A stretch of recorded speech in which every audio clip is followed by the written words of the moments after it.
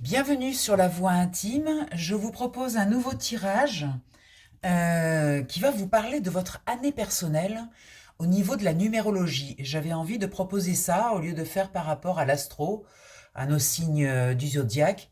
J'avais envie de vous proposer par rapport à votre année personnelle. Quelle année personnelle vous traversez en ce moment? Alors pour calculer votre année personnelle, c'est assez simple. Vous prenez votre jour de naissance, votre mois de naissance et l'année en cours. L'année en cours, on est en 2025, donc ça fait 9 en réduisant. Donc vous avez juste à ajouter à ce 9 votre jour et votre mois de naissance, à tout réduire à un chiffre entre 1 et 9, et vous saurez dans quelle année personnelle vous êtes. Alors l'année personnelle, elle démarre à date anniversaire. Donc si par exemple vous êtes né le 8 mars, eh bien votre année personnelle démarrera le 8 mars jusqu'au 8 mars de l'année suivante. Bon, ça démarre toujours un petit peu avant, on va dire un mois avant, on commence à sentir les influences de ces années personnelles. Alors les années personnelles se comptent de 1 à 9, c'est des cycles de 9 ans. Donc là, je vous propose d'aller visiter pour ce mois de septembre l'année personnelle 2, donc toutes les personnes qui sont en année personnelle 2. On va utiliser ce tarot psychique pour aller voir un petit peu quelles sont les énergies pour cette année personnelle 2 et en même temps sur ce mois de septembre, quels vont être les challenges de la rentrée. Donc je vais mélanger un peu. Je vais faire une première coupe là pour voir un petit peu les énergies du moment. Donc là, on nous parle pour cette année 2 de fertilité. Donc il y a quelque chose au niveau du cœur qui est fertile. Voilà, sur ce mois de septembre, on se reconnecte à son cœur après avoir passé l'été là à chiller. Donc on se reconnecte aux énergies du cœur.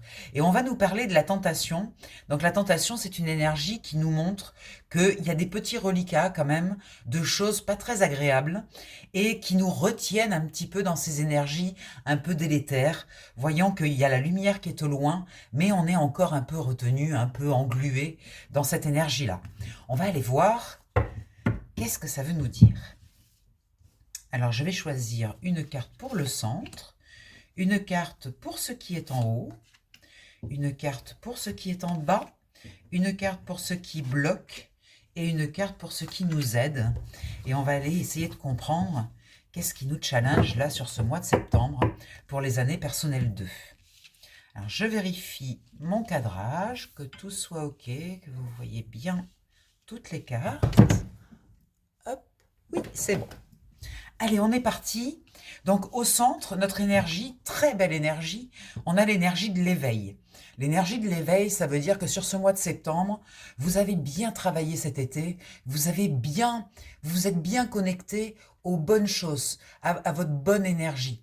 Il y a des choses, des nouvelles compréhensions que vous avez obtenues durant l'été qui vous permettent d'aborder ce mois de septembre quand même avec une certaine sérénité et en même temps avec une capacité à voir les choses telles qu'elles sont. Voilà, on fait tomber les illusions avec l'éveil, on est en conscience et tout ce qui est illusion, tout ce qui est voilà les miroirs aux aluettes, eh ben on laisse tomber et puis on se concentre vraiment sur le réel hein, avec cette carte du centre. On est sur une énergie 1, sur les commencements, donc on va voir où ça nous mène. En haut, nous avons le chakra du plexus solaire.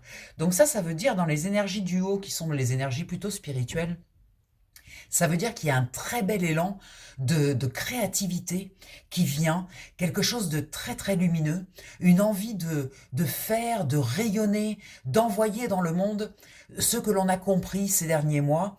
Et on a cette espèce d'alignement comme ça, avec la conscience et avec l'éveil. Donc on est très très connecté au rayonnement personnel, au rayonnement interne. C'est-à-dire qu'on fait attention à notre énergie, on ne dilapide plus notre énergie. Là, ce mois de septembre, on l'aborde quand même d'une manière assez équilibrée. On a envie vraiment d'être aligné, de faire attention à ses propres énergies.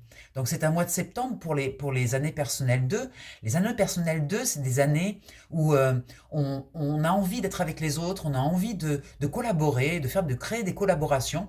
On a passé l'année dernière sur une année 1 où c'était plutôt individuel. Là, du coup, dans cette année 2, on est plutôt sur l'envie voilà, de partager avec les autres, d'être unis, d'être ensemble, du faire ensemble, du lien social. Et en même temps, on va aussi travailler notre couple, la façon dont on est dans notre couple. Il y a eu des grosses prises de conscience par rapport à ça. Voilà. Sur la partie matière, magnifique, on a l'union spirituelle. Donc avoir l'union spirituelle dans la matière, ça veut dire que vraiment, on a upgradé, on a augmenté nos capacités de compréhension, que la matière, en fait, c'est lié aussi à notre équilibre. En fait, là, l'union spirituelle, on peut parler de deux êtres différents, c'est-à-dire un être extérieur et notre être intérieur, mais on peut aussi parler d'une alliance à l'intérieur de nous. C'est-à-dire que le yin et le yang sont bien équilibrés. On a réussi à réunir ces deux parties de nous, à les insuffler dans la matière, parce qu'on est vraiment dans la partie matière. Et là, ça nous demande eh bien, de l'envoyer à l'extérieur, là, de pulser, d'envoyer cette magnifique énergie avec l'éveil, d'envoyer tout ça à l'extérieur, dans la matière. Et ce mois de septembre, vous allez pouvoir poser de belles choses dans la matière. Vous allez pouvoir vraiment ensemencer toutes vos idées, y mettre du concret. Là, ça nous dit que vraiment, il y a un très très bel équilibre. On va voir ce qui bloque. Alors, ce qui bloque, évidemment, c'est qu'on a quand même, c'est pas parce qu'on est très équilibré dans notre champ énergétique et que tout semble fluide, tout semble aller bien, qu'on a vraiment eu des grosses compréhensions, qu'on n'est pas quand même un petit peu stimulé, ce qu'on avait vu un petit peu dans la coupe tout à l'heure, c'est-à-dire que l'ombre est toujours là, hein, et l'ombre ne s'en ira pas. C'est-à-dire que la croyance que la lumière va gagner, que l'ombre va disparaître, c'est pas possible. On est dans un monde duel, l'ombre et la lumière sont toujours ensemble. Essayez de cacher cette ombre, de la mettre sous le tapis, c'est pas la bonne solution. Là, ce qu'on nous dit, c'est peut-être d'arriver.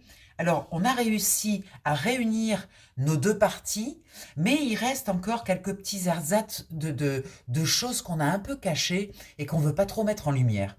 Là, on nous dit, allez visiter ces parties-là, sortez-les de dessous le tapis, mettez-les dans la lumière de la conscience pour les désactiver. On reparle de nouveau d'activation, désactivation, c'est-à-dire qu'une ombre qui est cachée, que l'on cache, elle est active, et je dirais même, elle est super active, parce qu'elle veut être dans la lumière, elle veut sortir, elle veut être éclairée. Et plus on la cache, plus elle va être activée.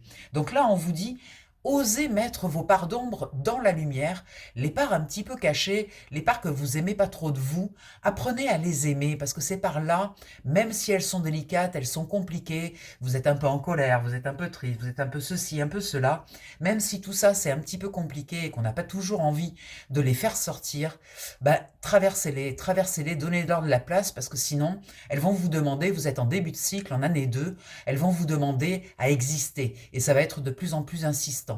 Donc il y a quelque chose à faire, à harmoniser au niveau de votre ombre et de votre lumière, quelque chose à poser et à remettre dans le système, c'est-à-dire ne pas l'isoler, ne pas l'enfermer, mais le remettre dans votre système. Pour ce qui vous aide, vous avez la clairvoyance, vous avez le chakra du troisième œil qui vous permet d'avoir cette clairvoyance. Vous savez exactement quelles sont ces parts d'ombre, vous savez exactement où les localiser, vous avez bien compris comment ça fonctionnait, vous avez bien compris que la manifestation aussi, si elle est entachée par des parts d'ombre, par des colères qui sont un peu cachées, eh bien vous allez manifester des choses où il y aura de la colère.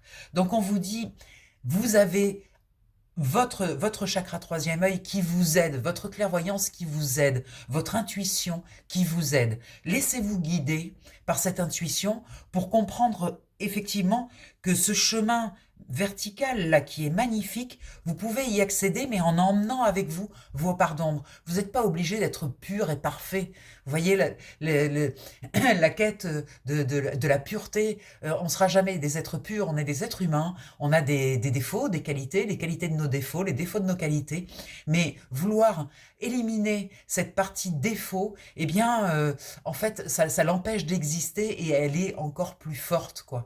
Donc n'oubliez pas, vous avez l'intuition, vous savez où vous devez aller pour aller visiter ces parts-là et pour les ramener un petit peu dans votre conscience sur ce mois de septembre pour harmoniser tout ça. Voilà, on vous parle d'harmonie, on vous parle aussi de bienveillance, on vous dit d'être attentif à tous vos signes intuitifs parce que vous avez beaucoup de réponses. Vous avez déjà beaucoup de réponses sur ce mois de septembre pour cette rentrée. Voilà, je vous souhaite un merveilleux mois de septembre, mes chères années 2. J'espère qu'on se verra en octobre pour la suite. Et puis de belles énergies. Regardez cette ligne centrale quand même. On a l'éveil, on a le chakra du plexus solaire avec son rayonnement et on a l'union spirituelle. C'est magnifique. Voilà, c'est avec plaisir que je vous fais ce tirage. Je vous embrasse bien fort. Prenez bien soin de vous. Bye bye, à très vite.